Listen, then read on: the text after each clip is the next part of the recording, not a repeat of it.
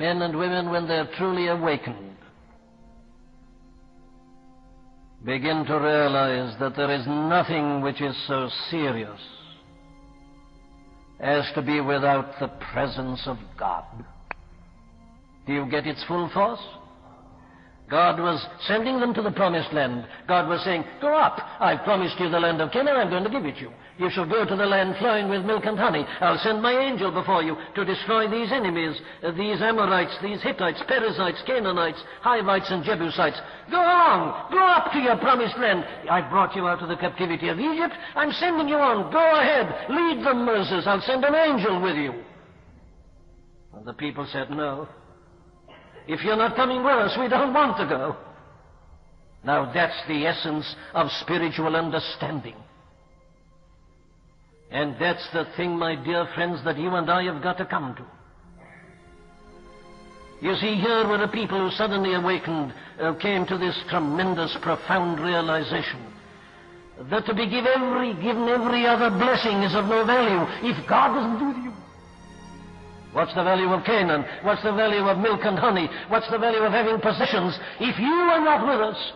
They saw that the realization of the presence of God, having His fellowship and company, was infinitely more important than everything else. Need I apply this to the church today? You can have successes over your enemies, you know,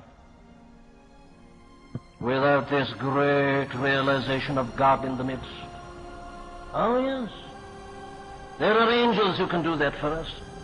Destroy certain of our enemies. Take us to the land. We're in Canaan. We've got the milk and honey. Yes, everything seems to be all right.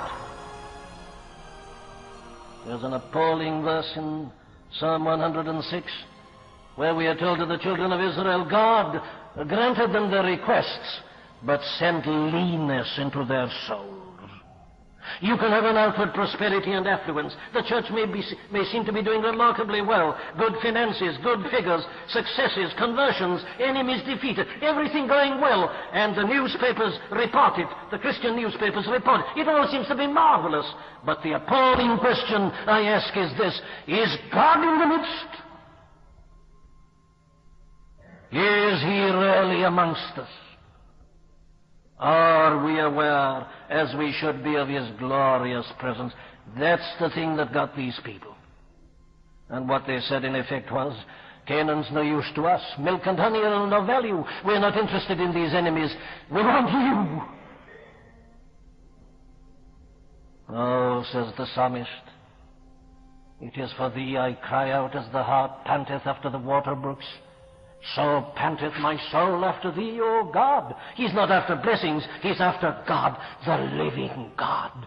Yes, says Paul, oh, I've been a successful evangelist, I've done so much, but oh, I'm not satisfied, that I might know Him and the power of His resurrection and the fellowship of His sufferings.